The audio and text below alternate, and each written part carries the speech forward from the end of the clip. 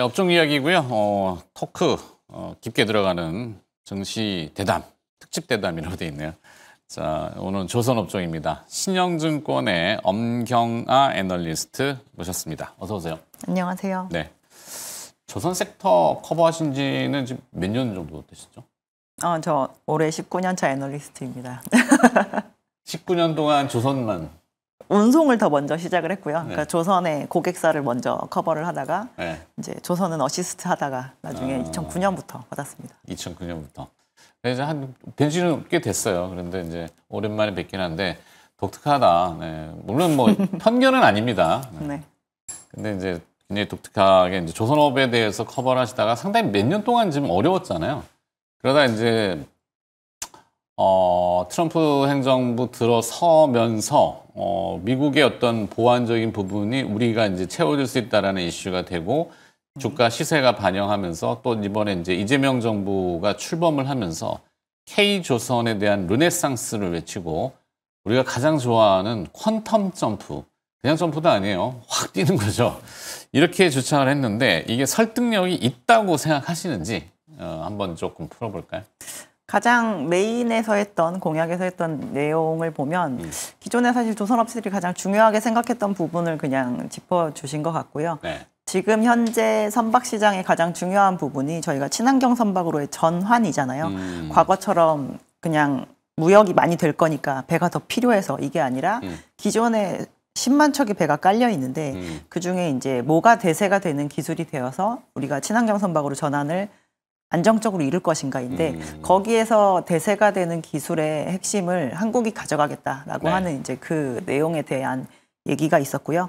거기에 더불어 이제 근데 조선 업계는 꼭 큰 업체만으로 이루어져 있지는 않기 때문에 네. 이제 밑에 있는 하단에 뭐 우리가 이름을 알 수 없는 뭐 중소조선소나 이런 데들 같은 경우도 대형 업체들과 마찬가지로 뭔가 금융적인 서포트가 되어야 사업을 좀 정상적으로 구축해 나가는데 무리가 없을 거다라고 보아서 그런 부분에 대한 서포트 뭐 이런 거에 대한 언급이 있었던 것으로 보이고 있고요. 네. 지금 현재가 호황이기 때문에 저희가 이게 정책 때문에 잘 되는 건지 회사들이 잘해서 잘 되는 건지 그걸 알기는 굉장히 어렵겠지만 혹시나 이 상황에서 뭔가 업황이 조금 흔들렸을 때 안 좋아질 수 있는 부분을 조금 사전에 방지하겠다라고 하는 내용이 저희는 들어 있었기 때문에 뭐 알맞은 방식의 방향성을 제시한 게 아닌가라고 생각하고 있습니다. 네, 방향성은 당연히 맞는 것 같고, 자 그러면 이제 뭐 이 조선업도 사실 여러 분야가 있잖아요. 뭐 굵직하게 나누면 민수, 군수 뭐 이렇게 좀 요즘 구분이 되는데 이재명 대통령도 방산에 대해서는 목표를 글로벌 4위 이렇게 정하셨어요. 뭐 3위도 아니고 4위인지 물론 그것도 현실적인 타당성을 점검해 보니까 그 정도는 되겠다라고 하셨겠지만 일단 그거는 군수 쪽인 부분이고 민수는 뭐 상선과 그다음에 이제 어떤 에너지 운반선들 뭐 LNG선 뭐 많잖아요. 되게 거대한 여객선. 우리나라는 여객선을 잘 안 만들긴 하던데 뭐 초와 리조트선이 뭐죠? 그 유람선? 크루즈선. 크루즈선. 네. 그런 것들 분야도 좀 궁금하고. 하여튼 이재명 정부에서 미국과의 통상 협력의 일환인 것 같은데 LNG선 앞서 이제 엔진 분야의 그 친환경 선박이 있을 거고 그다음에 또 뭐 운송하는 그 청정 에너지라고 해야 되나? 이거 뭐라고 표현해야 되죠? 자, 미군 하면 질문을 막 복합적으로 써놔가지고 자, 일단은 민수 쪽부터 먼저 가볼까요? 네. 민수 쪽에 그 미군과의 협상에 대한 얘기를 좀 해드릴까요? 네. 지금 현재 미국은 사실 좀 이런 해양 방산에 있어서의 제조 역량이 굉장히 많이 무너져 있는 상황입니다. 그래서 미국 내에서 뭔가 만들어라라고 이렇게 계획을 세워놓으면 제 시간에 만들어지는 사례가 거의 없는 상태라고 여러 보면 가지 되거든요. 구조적인 문제겠죠. 인력, 인건비, 그다음에 시설의 노후화 뭐 여러 가지. 네, 시설의 노후화는 사실 근데 이렇게 뒤집어 엎기가 좀 힘든 게 저희가 도크라고 하는 이렇게 고정되어 있는 설비이기 때문에 그 부분은 굉장히 힘들고요. 네. 우리나라의 사업장보다 그 코로나 팬데믹 때 인력이 이탈된 부분이 조금 치명적이었던 것 같습니다. 그러니까 우리는 사실 백신을 맞고 그냥 사업장에서 일을 그렇죠. 했지만 아파도 일하고. 미국 같은 경우는 사업장을 이탈한 케이스가 굉장히 많았었기 때문에 저희가 이전에 건조를 진행하시던 분들이 노하우를 계속 전수를 해야 이게 이어지는 사업인데 숙련된 기술. 예, 맞습니다. 그래서 이게 그러다 보니 이제 제때 못 만들고 또 그 숙련된 기술을 가지고 있는 그 사업자가 아예 없고 뭐 이런 상황이 되어서 저희가 똑같은 선형을 만든다라고 했을 때 뭔가 2000년대 초반이랑 2020년 이후에 만들어라라고 하면 그 건조 기간 자체가 막 심한 거는 2배까지도 올라가고 지금 전 사업장이 다 딜레이 상태거든요. 네. 그래서 이제 그 부분을 내부에서 해결되는 건 굉장히 어렵구나라고 하는 거를 최근 몇 년 사이에 미국이 인정을 할 만한 그러한 뭐 법안이나 뭐 개정이나 뭐 사례에 대한 부분이 나올 때마다 그 네. 부분이 많이 언급이 되었었던 것 같고요.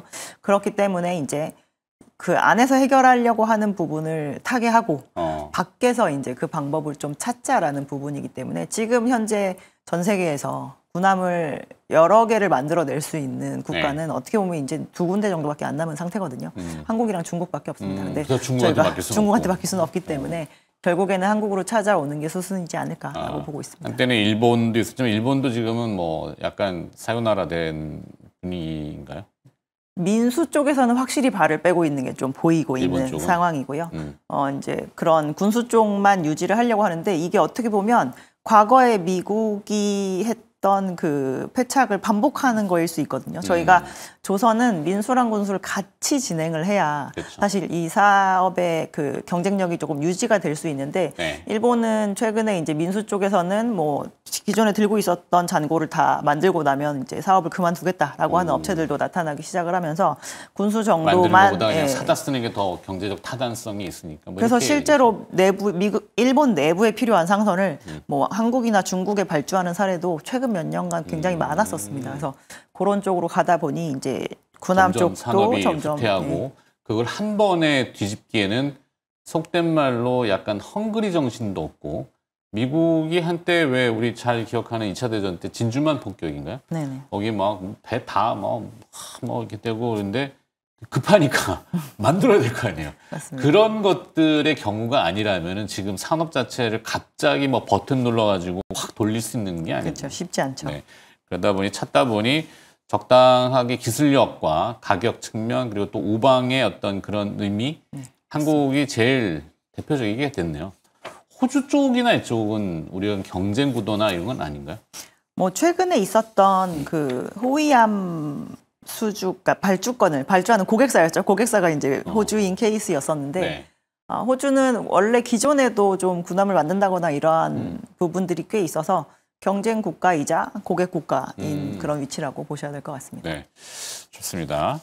자, 그러면 또 다음 질문으로. 그러니까 여기 또 MRO가 돼 있는데, 뭐 제가 알기로는 항공기 같은 경우에 우리나라에 이제 한국항공우주와 대한항공 뭐 이렇게 있지만 항공기가 법으로 국제적으로 정해져 있더라고요. 뭐 그 수리를 얼마 동안 이렇게 받아야 되는 검증된 그걸 이제 MRO라고 하잖아요. 선박도 그런 게 있죠. 예, 선박도 그런 것이 있고요. 일반적인 상선도 뭐 정기 검사라고 해서 이제 드라이 도킹을 한다라고 하죠. 저희가 도크에 넣어서 뭐 수리해야 되는 부분 문제가 수리하고 생겨야만 수리를 하는 게 아니라 정기적인 점검도 하고 그 점검을 했을 때 뭔가 문제가 생기면 고쳐서 나가야 되고 그리고 일정한 기간 안에 몇 회를 꼭 실시를 해야 되고 이러한 부분들이 있습니다. 자동차도 보면은 뭐 매연 뭐 이렇게 하고 뭐 정기 검사 같은 거 하잖아요. 네, 맞습니다. 뭐 매연 나오나 안 나오나 계속 재보고 뭐 배 같은 경우는 오죽하면 이제 예전에 벙커스유라고 뭐 연기 확 나잖아요. 시커먼 연기 나는. 그렇죠. 네. 저게 어디로 갈까? 근데 공해상으로 나가서 그냥 막 뿜어대는 거는 누가 뭐 맞습니다. 어떻게 규제하기도 뭐했는데 워낙 많은 배들이 떠 있다 보니까 야 이러다 다 죽겠구나. 그래서 규제들이 이제 친환경적으로 하는 거고. 자, 그런 의미에서 우리가 좀 강점을 띠는 개별 기업들을 좀 볼까요? 그러면 HD 한국조선해양 이게 뭐죠? 퓨러스하고 18만 톤급 LNG 운반선 한척을 수주. 이게 이렇게 써놨네요, 여기다 우리 작가님이. 그러니까 작년부터 그러니까 여러 해에 걸쳐서 그 퓨러스라고 하는 회사로부터 HD 현대그룹이 한 열척 누적 정도의 가스선을 수주를 한 상황입니다. 가스를 원료로 쓰는 건가요? 가스를 운반을 하는데 보통 운반하는 선박들은 운반도 하는 김에 거기서 새어나가는 가스를 연료로도 활용하는 게 거의 디폴트로 되어 있습니다. 그래서 LNG 운반선은 LNG 추진 엔진을 탑재를 하고 있고요. 네. LPG 운반선은 LPG 듀얼 퓨얼 추진 엔진을 탑재를 하고 있는데요. 이제 그래서 가스선의 그 중요도가 예전보다 많이 높아졌습니다. 저희가 연료로 사용하는 게 기름에 집중되어 있을 때는 전 세계 바다에 유조선이 제일 많이 떠 있는 게 맞지만 그렇죠. 이제 지금은 기름의 역할을 일부 가스가 담당을 하게 되다 보니 특히나 예전에는 난방용으로 주로 쓰였기 때문에 LNG가 겨울에만 반짝 필요했었는데 네. 연료로 쓰게 되면 이제 계절성이 좀 사라지게 되면서 연중으로 계속 필요한 게 되는 거거든요. 그래서 LNG나 뭐 LPG가 보통 같은 가스전에서 이제 결국 후속 생산이 되게 되는데 네. 요 부분에 대한 시장이 예전보다 굉장히 많이 커졌습니다. 그래서 과거에 저희 한 20년 전 정도만 하더라도 전 세계 LNG 캐리어 200척밖에 없고 네. 막 1년에 뭐 한 10척만 넘게 발주돼도 굉장히 많이 되었다라고 보통 얘기를 했었는데 요즘에는 지금 800척 넘는 LNG 캐리어가 시장에 깔려 있는 상황이고 1년에 100척씩 발주가 되는 사례도 간간히 나오고 있는 상태거든요. 네. 그래서 이제 이런 식으로 시장이 확장되고 있는 데에서의 그 경쟁력을 가져간다라는 게 일단 가장 중요한 것 같고 특히나 이렇게 발주를 할 때 이제 거의 최상급의 스펙을 많이 요구를 합니다. 그러니까 가격을 액화 불문하고. 천연가스잖아요. 네, 맞습니다. 그걸 액화시켜서 저장도 하고 뭐 또 남는 건 아까 새어나오는 거? 새어나오지는 않겠지만 이런 활용 기술들 그게 굉장히 언뜻 봐도 이제 뭐 고압의 그 가스 액화니까 초저온에. 네. 초저온에 그래서 뭐 한때 뭐 보냉제 이슈 있을 거고 뭔데 그거 만드는 게 굉장히 어려운 모양이죠. 화물 자체가 굉장히 위험 화물이기 때문에 네. 일단 그 정해져서 지금까지 굉장히 잘 운영되었던 기술을 잘 바꾸려 하지 않는 성향이 있고 저희가 거기에 이제 사이즈도 이번에 이제 180K였었다시피 네. 이게 이제 기존의 스탠다드로 발주가 되는 것보다 약간은 큰 사이즈에 해당이 되거든요. 네. 이런 요구사항이 조금씩 붙을 때마다 이제 선박의 가격이 굉장히 높아지는데 고부가 과거에는 지선이라고 하나요? 조금이라도 싸게 하려는 노력을 굉장히 많이 했다면 요즘에는 안전하되 비싸도 상관없다라는 요구가 굉장히 많아서 하이엔드급의 선박을 만드는 데 있어서의 그 우선권을 좀 가지고 있는 한국 업체들이 많이 네. 유리한 그 측면을 가지고 있습니다. 거기에 알래스카 뭐 LNG 얘기들이 있잖아요. 네네. 아직 물론 뭐 진척사항은 좀 더딘 것 같긴 그렇죠. 한데 뭐 또 분명히 얘기 꺼낼 것 같기도 하고 그게 이제 우리한테도 이게 어떤 효과가 있을까요? 그러니까 미국이 계속 이런 얘기를 하는 것 중에 하나는 미국은 아시아와 유럽에 LNG를 많이 수출을 합니다. 네. 근데 아시아에서 가장 수입량이 증가하는 속도가 빠른 국가는 사실 중국이에요. 근데 지금 성장 속도가 빠른 수요 시장이 아닌 시장에다 팔아야 되잖아요. 네. 그러다 보니 직접적인 수요자인 한국과 일본에게 와서 개발도 하고 수입도 해가세요라고 얘기를 하는 겁니다. 네. 그래서 여기에서 이제 저희는 협상을 굉장히 잘 해야 되겠죠. 근데 그렇게 되면 어쨌든 미국의 LNG 화물인데 우리나라나 이제 일본으로 그 수송이 되어서 들어갈 예정이기 때문에 네. 거기에 쓰이는 LNG 캐리어는 한국 조선소로 발주가 될 가능성이 굉장히 높겠구나라고 저희가 이제 추론을 하는 것이고 네. 이 부분은 어느 정도 이제 합당한 추론이라고 볼 수가 있는 거죠. 그 얘기는 또 이제 반복적으로 나와야지만이 또 구체성을 띌 거고. 네. 최근에 한국 조선사들이 고부가 선형 수주에서 강세를 보이고 있다. 가장 큰 요인은 뭐 아까 말씀하신 그 업력과 노하우, 근데 우리도 많은 그 인력들 이탈이 좀 있었을 텐데 그래도 그게 유지를 잘했던 모양이죠. 잘한 부분도 있고 네. 그렇게 만들어서 인도한 선박을 써본 고객사가 결국 다시 찾아오는 게 가장 큰 것 같아요. 네. 사용해 보니까 효율이 높았고 저희가 그래서 지금 중고 시장에서도 굉장히 프리미엄을 받으면서 거래가 되고 있는 상태거든요. 그래서 그런 부분은 하나의 자산을 사서 저희가 30년씩 운영을 하는 선주들 같은 경우는 네. 자산 투자에 있어서 굉장히 보수적일 수밖에 없습니다. 그래서 그런 거에 있어서의 실기가 없었다라는 게 좀 가장 좀 주요한 요인이 아닌가라고 생각하고 네. 있습니다. 근데 사실 저 구조가 물론 깊게 들어가 봐야 되겠지만 앞서 얘기했던 선박이라는 게 약간 블럭 형태가 되잖아요. 네.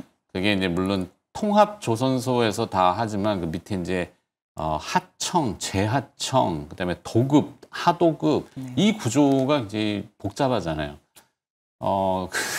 건드리기 좀 어렵지만, 근데 거기에 사실 고혈을 빤다고 하면 좀 그런데 그걸 만들어서 위에서는 조선사들의 메인이 근근히 버틸 수 있지만 이게 이제 현 정부에서 노동 문제라는 것들이 조금 민감할 수 있는 색채가 있어서 만약에 그게 공론화 된다면은 어떤 양과 음이 다 공존할 것 같긴 해요. 그래서 저희가 과거에 조선업이 되게 좋은데 이제 한켠에 어두운 쪽에서는 피눈물을 흘리고 계신 분들이 그렇지. 있는 시기에 정점을 찍었을 때가 22년에서 23년을 넘어올 때였습니다. 네. 왜 그랬냐면 조선업체들이 그때 처음으로 증원을 했거든요.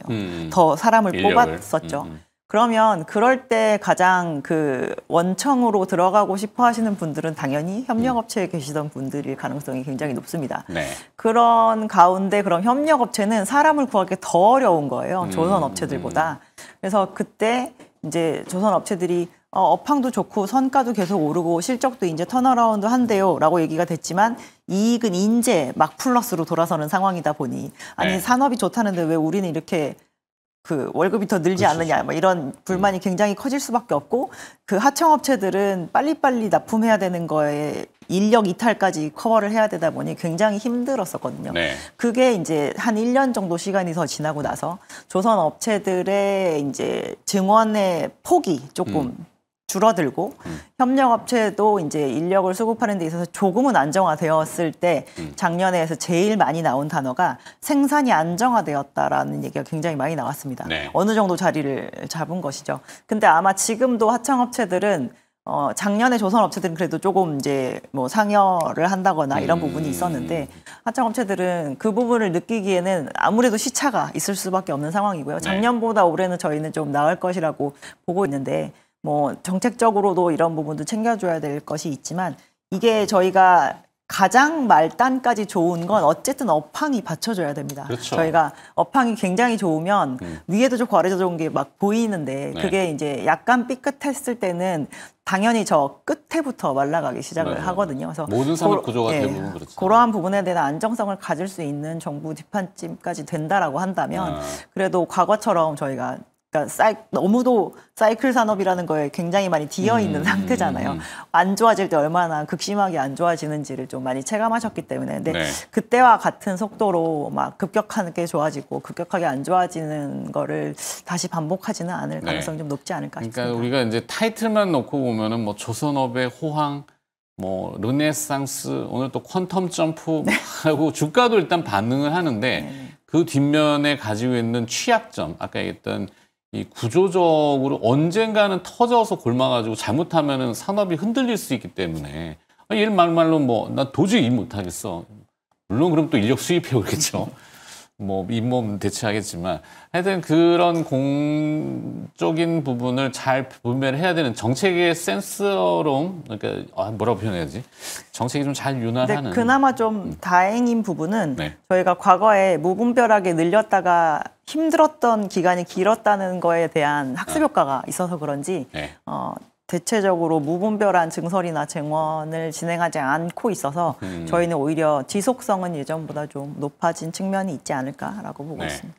그러니까 저도 조선업은 좋게 보지만 진짜 이건 묵직하다, 완전히 뭐 빅사이클이다라고 하려면은 그 거제도 우리 많잖아요. 거제, 울산 그쪽에 부동산가 이거 되게 뭐 소비하는 거, 뭐 돈을 벌어야 노동자들이 잘 쓰고 또 뭐 부동산도 약간 좀 안정화되고 야 저게 진짜 빅사이클로 들어가는구나라고 느낄 텐데 아직은 좀 그게 온기가 펼치지는 않는 것 같긴 해서. 그게 생각해 보면 저희가 예전에 조선업 그 종사자가 20만 명까지 찍었었거든요. 네네네. 근데 지금 저희가 재차 늘었지만 10만 명이 깨졌다가 10만 명 위로 다시 올라선 수준이에요. 네. 그러니까 총 숫자가 옛날로 다시 돌아가지는 않는 겁니다. 어떻게 보면 그러한 것도 아마 그 얘기하시는 부동산 시장에 대한 영향도 좀 있지 않을까라고 보고 있습니다. 자, 국내 업체들이 보면 이제 뭐 중국의 어떤 저가 공세 이런 뭐 항상 우리는 뭐 산업 그렇지만 경쟁 구도와 위협을 받잖아요. 그걸 타개하기 위해서 자체적으로 기술 개발도 하지만 보통은 이제 M&A라고 하는 인수합병을 통해 가지고 몸집을 키우기도 하는데 한화오션의 필리조선소 방문을 엄경화 연구원이 하신 거예요? 예, 5월에 저희 조선 애널리스트들 다 같이 방문을 해서 필리조 선수가 어디 있는 거죠? 미국 네브라스카주의 그 그냥 필라델피아에 있습니다. 네네. 그쪽 어디 동네에 있군요. 네네. 갔는데 어떻든가요? 우리나라의 메이저 조선 업체들보다 사업장이 더 오래됐거든요. 그래서 이제 굉장히 노후화된 조선소를 보고 올 거라고 생각을 하고 가서 이제 정말 노후화된 조선소를 보고 오긴 했는데요. 네. 사업장의 노후 정도는 사실 우리나라에 오래 그 조성된 그 야들을 가도 당연히 규모 면에서 완전히 다르지만 일부분 느낄 수 있는 부분이 있는데 이제 여기는 아까도 제가 말씀드렸지만 이 기술의 숙성도가 높은 인력의 연결성이 뚝 끊어졌다라는 게 좀 많이 느껴지는 상태였었고요. 그래서 저희가 그 하나가 어쨌든 인수를 해서 과연 이걸로 뭘 하려고 했을까라는 생각을 이제 하면서 갔는데 거기 가서 이제 미국 제조업의 그 붕괴 정도를 조금 체감을 했고 미국이 미국 내에서 건조를 하는 그 존스법 마켓 안에 있는 저 시장은 그냥 그들만의 리그구나라고 하는 거를 좀 확실히 알 수 있었고요. 그 법으로 그러니까 존스법이라는 게 존슨법인가요? 존슨법. 그러니까 뭐 미국의 국토안보, 국가안보와 관련된 조선업은 자국 내에서만이 그냥 미국의 항만에서 미국의 항만으로 수송되는 그 화물선은 무조건 미국 내에 있는 조선소에서 만들어야 된다. 해외에다 줄 수 없다. 근데 그거를 일부 개정이 됐나요? 근데 개정은 하진 않았고요. 개정을 해도 그 소용이 없을 것 같은 게 그렇게 가둬놓은 지가 몇십 년이 됐잖아요. 네네. 그래서 그 안에서 쓰는 배들의 퀄리티가 굉장히 높은 것도 아닌데 미국 내에서 굉장히 높은 가격이 형성이 되어 있습니다. 그래서 미국 해운사가 아니고는 도저히 저 조선소에 발주를 할 요인이 아예 없을 정도로 이 글로벌 시장과의 괴리가 굉장히 세게 벌어져 있는 상황이거든요. 그래서 이거는 미국 사업장에 투자하는 회사에 대한 뭐 세제 혜택이나 이런 거를 좀 노리기 위한 그런 수단이었다고 저희는 생각을 하고 있고요. 그러면 그렇게 되나요? 저 그러니까 견고한 어떤 그 뭐 이너서클 같은 거를 경쟁력만 조금 잘 맞추고 품질 가격 경쟁이잖아요. 그러면 그걸 우리가 깨고 들어갈 수 있다? 뭐 현지화를 통해 가지고 그래서 인수했다 이렇게 느끼는 거예요? 아니요, 품질은 이미 우리나라가 좋고 그 선박 자체도 만들 수 있는 그 비용도 훨씬 적은데 미국 안에서 만드는 걸로 아예 그냥 묶여 있는 상황이라서 그냥 그 미국의 현지의 조선업에 대한 지원을 하라라고 하는 게 지금 현 정부의 그 방향성이고 그거를 바탕으로 트럼프 그 정부에 그래서 그렇게 지원을 하게 되면 이 부분에 대해서 이제 여러 가지 세제 혜택을 줄 수 있다라고 하는 부분을 활용을 하면서 그 이후에 이제 나오게 될 다른 미국 관련 수주에서의 좀 이점을 보려 하는 그런 발걸음이 아니었을까라고 생각해 볼 수 있었습니다. 잘 다녀오셨다는 얘기죠. 네.